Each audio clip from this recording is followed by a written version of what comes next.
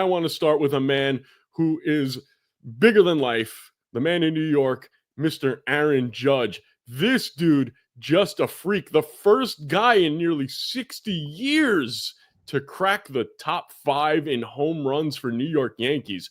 This guy's just a beast, dude. Dude, absolute beast. I mean, God. I mean, you're obviously getting to live with it like every day, getting to watch it in home every single day. But absolute beast. 359 home runs. Who'd he pass? That would be Mr. Yogi Berra. Yes, absolutely. 358 home runs. He had passed A-Rod on his way there not long ago at 351 home runs, and he only has 2 more to get to. That would be Lou Gehrig, the Iron Horse. Nope. Oh, I'm sorry, Joe. Sorry, that would be Joe DiMaggio. Joe DiMaggio. He's got a long ways to get to Lou Gehrig. 130 some home runs, 134 home runs to get to the Iron Horse. But this is a short list of incredible people. Obviously, the greatest baseball players to ever play the game. It's just funny when you look at this list. It's a Mount Rushmore by itself. Ruth, Mantle, Gehrig, DiMaggio, Judge, Berra, A-Rod, Bernie, Posada, and Jeter in the top 10. There's only 2 guys in that top 10 that you don't look at as all-time great inner circle Hall of Fame players. Yes, I mean, again, you look at Bernie and Jorge Posada, and again, they were still obviously parts of many championship teams. Judge is doing it. Judge is putting himself on this short list of players, and he's did it with so many fewer at bats. 4,050 at bats, 359 home runs. It's a home run roughly every 11 at bats, which is crazy. Mickey Mantle, your boy, did it every 15 at bats. Yeah, but I don't look at that right now. I understand what you're saying because in totality, yes, it was 1 every 15 at bats. But at this stage in his career where Judge is right now, I'm sure that it was a lot better than 15-1. It was probably like 10-1 because as you get older, you lose power. You're not going to hit as many home runs. I am curious to see at the same age what they would have been.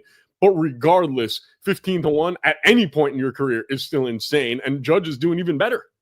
And Judge is even doing better. Babe Ruth did it even better than that. And so, yes, what you're saying is absolutely correct. When you get to an older age, when you get to that certain point, it is an inevitable thing where your home runs per at bat's going to come down.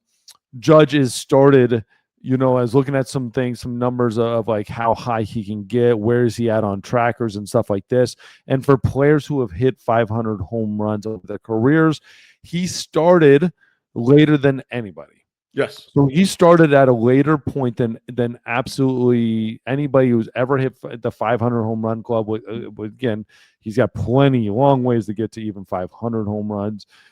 But at this pace, it might be just a couple years, a couple seasons, to get there. Maybe, like 3 seasons to get there, maybe at some incredible pace.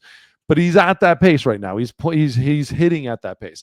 But he has started it much later than anybody else, which makes it interesting is when he gets to those little bit older ages, when he gets to those spots where he is up against it, is he going to fall off? It's funny. We've never really talked about this. You just mentioned that he started his career at a little older than everybody else. You were around Judge before he was even a rookie. Why did he start so late? Was there something when he was young that he couldn't do? I mean, you saw him from the beginning. You got his autographed bat in spring training when he was just a young pup. You saw something in him. What took him so long to get to the majors? I actually saw him when I got that bat, the signed bat from him. He was in the minor leagues.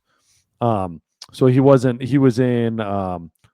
Scranton in AAA right before he got called up, actually.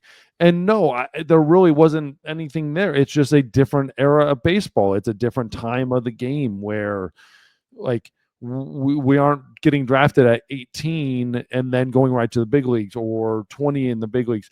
It's just I think those players that are drafted out of high school that get to the big leagues earlier tend to obviously be superstars, and they're going to be superstars. It just took him a little bit later to mature. And right, he went to college, spent his 3 years in college, right? That's not normal for a lot of this group, especially those guys on that list. When you're talking about, this all-time list, like Ruth, Mantle, Gehrig, DiMaggio, like, you didn't play in college. You didn't go to college and spend 3 years, and there weren't rules like if you entered a 4-year college, you had to play 3 years to get drafted and stuff. So there's just entering factors that are later, and even now with a shorter draft, and you get that development season, it's different. Where you're seeing a lot more of these guys get to the big leagues faster, because we've shortened the distance for them. We've eliminated teams, eliminated players, eliminated draft. We've eliminated a lot of these things holding players down from getting to the big leagues. And these things didn't exist for this entire list until you get to A-Rod at number 7. There was nothing that existed. It was basically, if you're good, get drafted, and you're good, you're going to go to spring training, maybe play a little season in the minor leagues, and then go right to the big leagues. And so a lot of those things, when you're talking about that 500 home run club, if we really want to think about it, those guys didn't exist for a lot of those players. Then you get to obviously a list of players where, like an A-Rod, McGuire, Bonds, and stuff like that. But still, like, even some of those times, like Bonds, there wasn't as many obstacles to get in the way once you got drafted.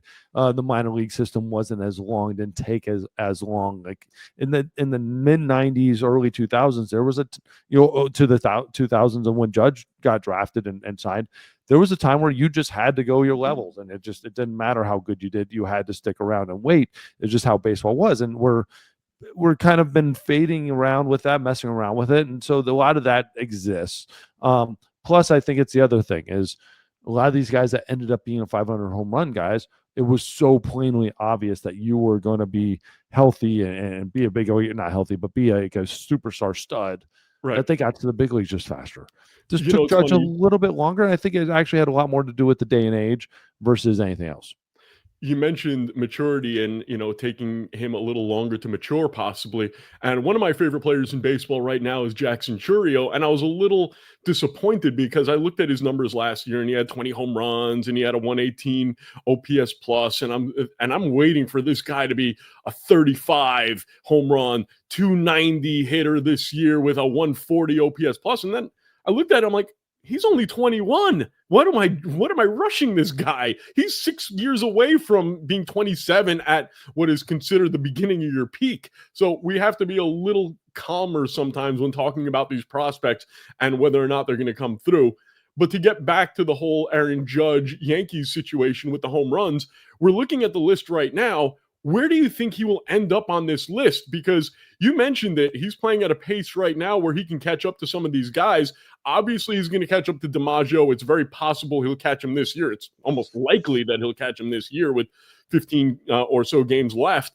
Gehrig is how many home runs? 133. 134. 134 away. So at this current pace, you're talking about 3 to 4 years. 3 years to be right at the door. Right at this pace. After 3 years, he'll either be there or he'll be like 5 short, and he'll start the season and pass Gehrig. After that, though, that's James. The pace is 50, but he's getting older. That's 150. Like that, he's past it.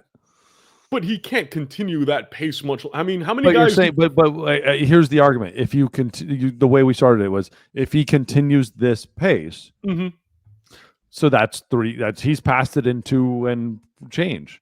Right, but you have to realize I'm also considering he's getting older, so that pace is going to slow down a little. We get to throw that out the window when we say if he continues this pace. Okay, we throw out everything out the window. If he continues this pace, it's 2 and change. If he's actually pace went down this year compared to like last year, which is insane. Absolutely insane. But it's just a matter of the idea of, okay, he can't continue this pace, but the pace is going to be 50 home runs. Like, okay, if he continues that 50 home run pace, he passes in 2 3/4, right? And then if he gets to Gehrig, he's going to pass Mantle. Like, that's something historic has to happen where he doesn't pass him. right? If he gets the Gehrig, and that's like even if he hits 40 a year, right? That's still 120. He's still right there. He's still 13 short, and so and that's a crazy pace. But this is where I believe he's going to end up. I believe he's going to end up being second in Yankees history in home runs. I think he's going to be above Mantle, behind Ruth. So he is exactly right now 300 home runs short of Babe Ruth. You said 50 home runs a year pace. That means he would have to do a 50 home run pace for 6 years to get to that 300. That's at 32 for 6 more years. I believe in this day and age, without help, that's going to be impossible. I don't know if it's impossible, because what if he plays 8 more years and he averages 55 the next 3 years, and then he's down to 38 the next 3? That'll get him pretty close. That'll get him very, very close. But again, 55, even at 55, like he still has to pick his pace up right now. Really, the question is, how long can he play? Can he, he struggled with injuries early in his career. He had those 6 months off here, 2 months off there. If he can be healthy for the rest of his career, relatively healthy, and get to age 39, he could go down as the best Yankee in history. It's possible. It's not likely, but it's possible. The best. And that's the thing, is it gets really interesting, right? Like he's got a career average right now of 292. Like the Mick is 298. And that was a different ball game too back then. Like, Mick was kind of in an interesting, weird spot with pitching and hitting. But again, like Gehrig is 340, DiMaggio is 325, which is funny. I always thought DiMaggio would have had a higher average. Ruth 350. Again, these are numbers as Yankees. So when they're looking at as Yankee, like, Ruth is 360 home runs, not the 714. But like when you start looking at those other numbers, like OPS, I don't think he'll ever be able to pass Ruth as, like, from the number standpoint. He won't even come close from an RBI standpoint. No, won't even be remotely close from RBI standpoint. Walks won't be close. I mean, might be, but probably not. Doubles, he's gonna be really close, but he still has to double his at-bats. Okay. Like, that's a crazy thing. Like, he has to almost double his amount of at-bats as a Yankee to even have the amount of bats as Babe Ruth. You brought up OPS. Who is going to have a higher OPS at the end of their career? Aaron Judge or Mickey Mantle? Aaron Judge. Really? Even with him slowing down later in his career, it's not a big difference. Yeah, right. And right now, so people know it's 42 OPS difference. God, that's tough. And what's crazy, though, you look at all these numbers, and right now we're comparing Aaron Judge to Mickey Mantle. Can you imagine if Mickey Mantle didn't blow out his knee? Yes. I mean, that's why the Mick is the Mick, and that's why, like, even Griffey too. You look at Griffey, like, blowing out, like, his knees and stuff like that. Where that's why we know as a fan, and we talk about, like, them, and as a baseball version of them would be it would be Sandy Koufax or even Tim Lincecum, right? If Tim Lincecum just had, like, another year in the big leagues, he'd be a first ballot Hall of Famer. Hell, he just Josh had Hamilton. those injuries. What? Hell, Josh Hamilton. No.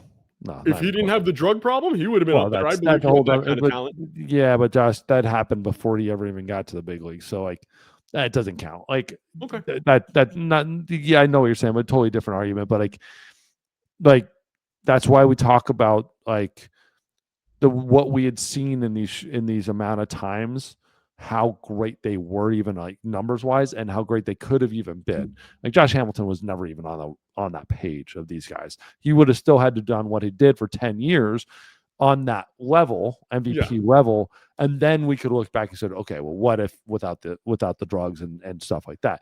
Like, these guys still had careers that were some of the greatest careers in baseball history, and they had problems. So that's he's on another level. But either way, Aaron Judge, incredible pace.